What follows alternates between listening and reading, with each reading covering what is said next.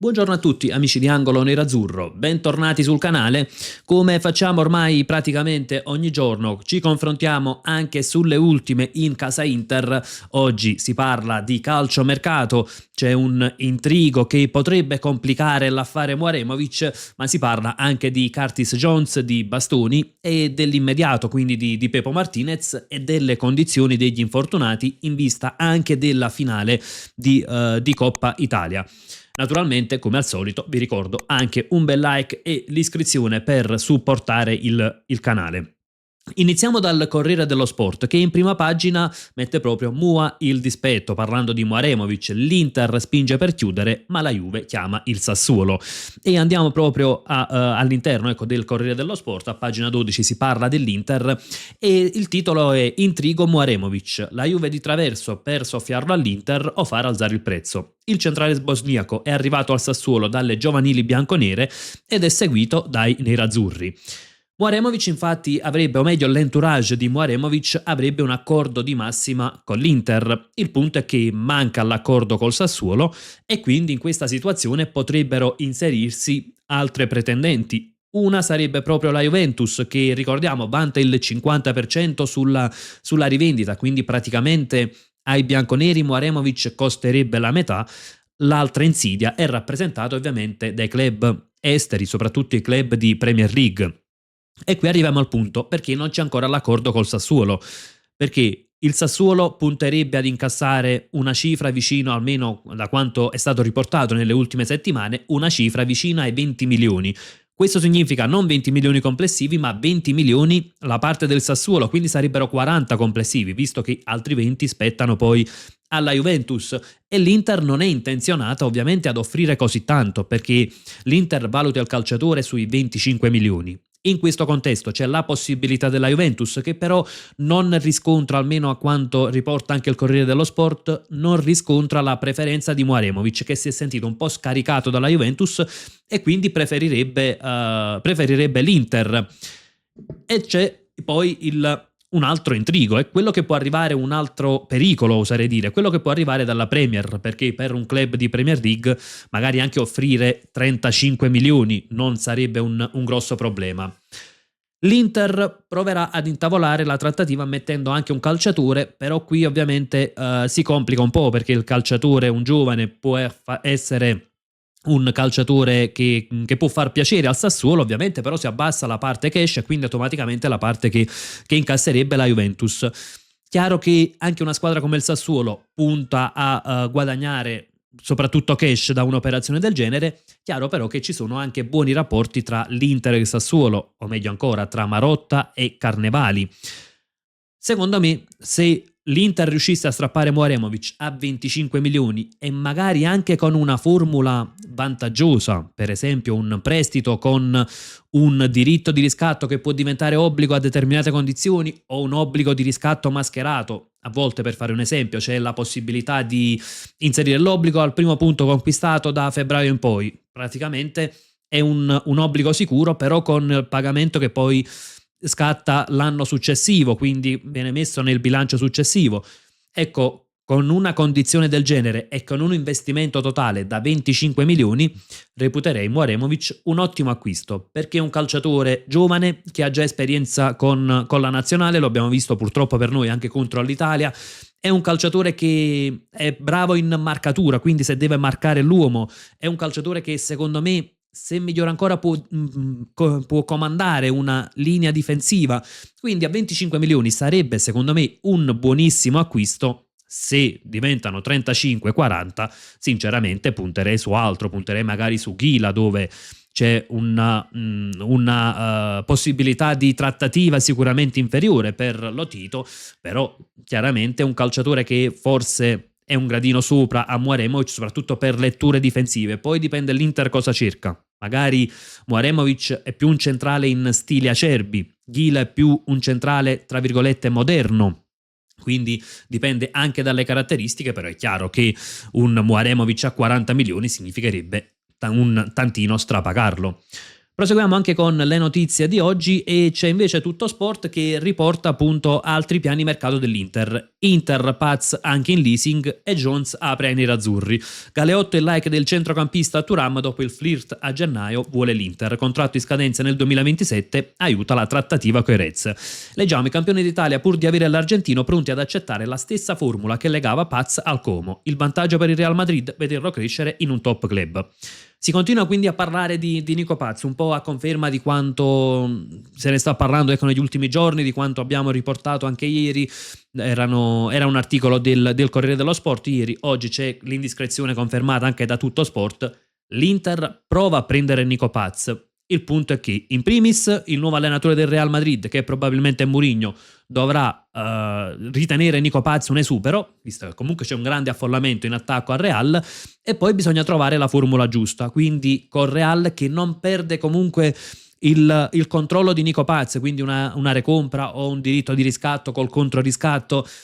Francamente a me non sono operazioni che piacciono tanto, è vero che questo comunque assicurerebbe, ed è forse l'unica strada per avere Nico Paz e col controllo del Real Madrid anche ad un prezzo probabilmente non esorbitante, quindi non parliamo di 70 milioni, però insomma prendere un calciatore, tenerlo un anno e poi rischiare di vederselo scippare magari per 10-15 milioni in più rispetto a quanto investito, lascerebbe un po' di amaro in bocca, un po' ecco quello che per esempio è capitato al Milan con Brahim Diaz per fare un esempio, che qualche anno fa fece la Juventus con Morata.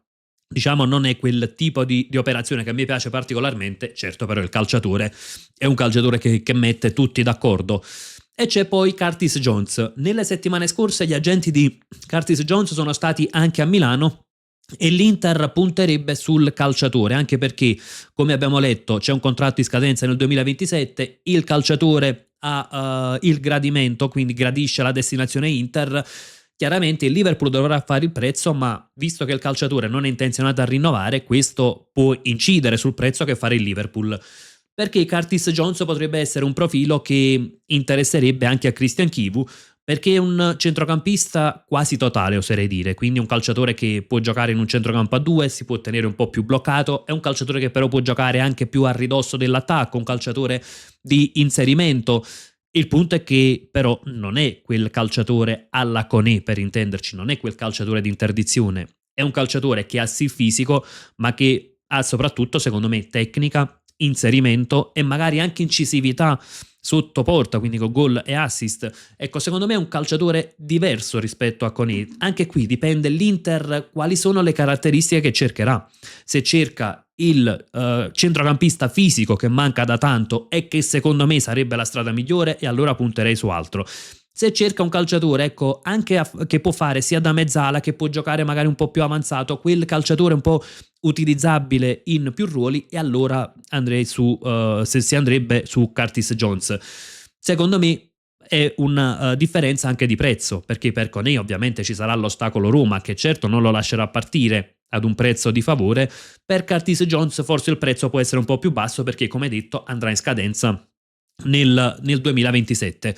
Personalmente io punterei più su un calciatore simile a Koné, perché anche lui mi dà la possibilità di giocare con più sistemi di gioco. Se vado su un 3-4-2-1, cosa che non sarebbe da escludere, soprattutto se davvero arrivasse Nico Paz, e allora chiaramente mi può giocare in un centrocampo a due. Se si gioca con un 3-5-2 o 4-3-2-1, insomma non faccio un discorso legato al sistema di gioco, ma semplicemente al tipo di centrocampo, può fare tranquillamente la mezzala. Quindi andrei più su un centrocampista fisico che manca da tanto all'Inter. È chiaro che ovviamente Koné e Nico Paz entrambi nella stessa sessione di mercato sembra più fantacalcio che altro. Io parlo per caratteristiche dei calciatori, quindi non obbligatoriamente Koné, ma quel tipo di centrocampista. Proseguiamo anche con gli altri articoli di giornata e si legge sempre su Tutto Sport: Pepo con la Lazio l'esame è doppio, Sommer a fine contratto tentato dall'idea di tornare al Basilea, Martinez si gioca all'Inter, titolare in campionato e pure in finale di Coppa Italia. Ecco, arriveranno finalmente delle occasioni per Josef Martinez, sia in campionato con la Lazio e probabilmente col Bologna, quindi si parla che col Verona invece potrebbe essere Sommer il titolare, perché è un po' la passerella, la partita della premiazione, e soprattutto sarà titolare in finale di Coppa Italia. Questo potrebbe convincere l'Inter a puntare su Martinez. Io, come detto più volte, punterei su Josef Martinez per un chiaro motivo. In primis perché è un calciatore che ha sempre dato sicurezza, e poi perché chiaramente si risparmia si evita un investimento. E OH3 mette a disposizione circa 40-50 milioni più ciò che deriva dalle cessioni, quindi il budget è comunque limitato. Per il calciomercato si evita un investimento da 20-25 milioni per il portiere, si punta su Josep Martinez. Se va via Sommer, come sembra, poi si cercherà un secondo portiere, ovviamente l'investimento è molto più limitato. Arriviamo anche al nome di Bastoni, prima di passare agli altri articoli che sono più sul futuro prossimo, sull'immediato, sulle prossime partite, perché si sta raffreddando la pista che porta Bastoni al Barcellona. Anche Ausilio riportò: noi non chiamiamo nessuno, è un calciatore sul quale l'Inter punta. L'Inter valuterebbe offerte da circa 70 milioni e, a quanto riportano i giornali spagnoli, il Barcellona sarebbe anche un po' indispettito dal fatto che Bastoni non ha forzato con l'Inter, e come avevo ipotizzato già qualche settimana fa, secondo me Bastoni continuerà a non forzare con l'Inter. Magari l'ipotesi Barcellona può anche intrigarlo, perché dobbiamo essere anche realisti: a quale calciatore non intrigherebbe la possibilità di giocare in un club come il Barcellona? Quindi ci sta che lui potrebbe essere intrigato dal Barcellona, dalla Liga spagnola, da una nuova esperienza, però questo non significa che vuole andare via, e quindi non forzerà la mano con l'Inter. Ad oggi risulta improbabile che il Barcellona faccia un'offerta da 70 milioni per quello che abbiamo letto, per le notizie che circolano. Ecco, il Barcellona si vociferava volesse offrire una parte cash molto più bassa, inserire delle contropartite, insomma un tipo di trattativa che non trova il benestare dell'Inter, e quindi secondo me Bastoni Barcellona è una trattativa che non entrerà mai nel vivo. Però, ripeto, è soltanto una mia idea, attenendoci un po' a quanto si parla, a quanto si dice ultimamente. Andiamo anche con gli altri articoli. Questo ovviamente è sempre quello su Pepo Martinez, e qui passiamo alla Gazzetta dello Sport. Chivu può cambiare sabato all'Olimpico, tentazione Pio Bonni. È la coppia d'attacco meno utilizzata in stagione, Esposito a secco da marzo, l'ex Parma da gennaio. Chiaramente sabato sarà un po' un antipasto della finale di Coppa Italia, ma ci sarà un bel po' di turnover e potrebbero partire, come abbiamo appena letto, dall'inizio Bonni e Pio Esposito. Secondo me scelta giusta, in primis per dare minutaggio a Bonni e Pio Esposito, per far rifiatare Thuram, Lautaro che probabilmente poi entrerà a partita in corso, e Bonni Pio Esposito è anche una coppia d'attacco che secondo me è anche ben assortita. Per quanto riguarda il resto della formazione, secondo me Chivu farà una formazione bilanciata, nel senso che forse 4-5 titolari giocheranno, anche per non far perdere completamente il ritmo partita, ma magari ad inizio secondo tempo gli stessi titolari potranno essere sostituiti da altri, ovviamente titolari ormai tra virgolette, visto che Chivu non parla mai di titolari e riserve. Però insomma 4-5 calciatori dell'11 tipo secondo me potremmo vederli in campo, e poi però ecco farli uscire molto prima, in modo da non far perdere neanche il ritmo partita, perché non sempre è positivo rimanere fermi per praticamente 10 giorni tra la partita col Parma e quella invece di Coppa Italia. Proseguiamo anche con l'articolo successivo, e si legge proprio: Lautaro accelera per la Coppa. Lautaro Martinez infatti già è tornato in campo, farà probabilmente altri minuti in campionato per essere poi titolare in Coppa, e lui già lavora col gruppo. È un punto interrogativo invece sono le condizioni di Luis Enrique e Çalhanoğlu. Luis Enrique ha più probabilità di andare quantomeno in panchina. Il rischio invece per Çalhanoğlu molto alto è che lui salti la finale di Coppa Italia, perché ancora entrambi non lavorano ancora col gruppo. Çalhanoğlu c'è un rischio maggiore, insomma, che la stagione per lui possa essere già finita. Si proverà a recuperarlo, ma ovviamente Chivu deve lavorare ad alternative, e secondo me l'alternativa sarà Zielinski in cabina di regia, come abbiamo visto praticamente tutte le volte in cui Çalha non era in campo, e magari Sucic nel ruolo di mezzala. Proseguiamo anche con l'ultimo articolo, ed è quello di Su Tutto Sport, che parla dell'inchiesta. Ancora una volta c'è un articolo molto pungente e si legge: chi vuole silenzio sull'inchiesta, dell'indagine sappiamo ancora poco, ma è presto per liquidarla come irrilevante, è necessario e giusto tenere i fari accesi sulla vicenda. Ora, io sono d'accordo che tenere i fari accesi sulla vicenda sia più che giusto, assolutamente, perché non deve finire il tutto in un nulla di fatto, ma ammesso che ci siano però dei comportamenti illeciti, perché ad oggi comportamenti illeciti davvero ne vedo pochi. Ecco, nell'articolo si parla dell'intercettazione, che di cosa si è detto, ma insomma sono intercettazioni, come abbiamo detto anche nei giorni scorsi, che dicono poco, dicono davvero troppo poco per arrivare a delle accuse.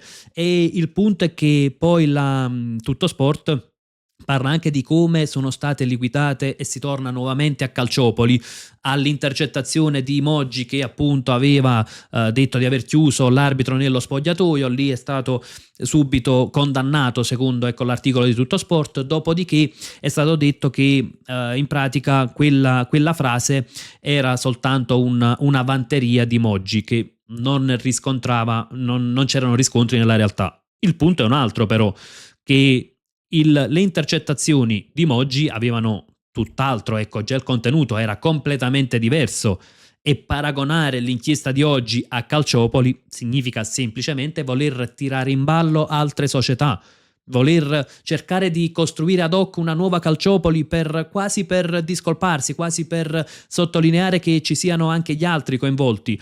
Poi chiaramente, come dice Tutto Sport, molto dipende anche dal tono delle intercettazioni, su questo non abbiamo alcun dubbio, ma ad oggi sappiamo il contenuto, e quel contenuto dice davvero troppo poco. Quindi voler in tutti i modi cercare di costruire un'opinione pubblica, cercare di infangare il nome di una squadra, o volere a tutti i costi delle accuse, ecco, questo è un articolo che sinceramente lo vedo più degno da un tifoso, più da post social del tifo sotto da bar, piuttosto che da un quotidiano di rilevanza nazionale. Poi fare accesi sulla vicenda sicuramente, perché bisogna far chiarezza su tanto altro, non soltanto su quelle intercettazioni che sono quelle che interessano ai tifosi avversari, ma anche sulle famose bussate alla sala VAR, sui segni, sul sistema di punteggio all'interno della classe arbitrale, che doveva favorire l'uno o l'altro. Ecco, il punteggio quasi manomesso, tra virgolette, oserei dire, perché magari c'erano favori ad un arbitro piuttosto che ad un altro, a un arbitro veniva aiutato, all'altro veniva danneggiato. Ecco, su questo sicuramente andrà fatta molta chiarezza, però insomma ad oggi sembra quasi un'inchiesta che tenderà a sgonfiarsi. Aspetto anche le vostre considerazioni nei commenti, anche e soprattutto sulle trattative di calciomercato, quindi su Mouaremovic, su Curtis Jones, se preferite Jones o Koné per il tipo di calciatore, insomma su tutto ciò che riguarda il mondo Inter. E come sempre io vi lascio proprio con un gran bel Forza Inter.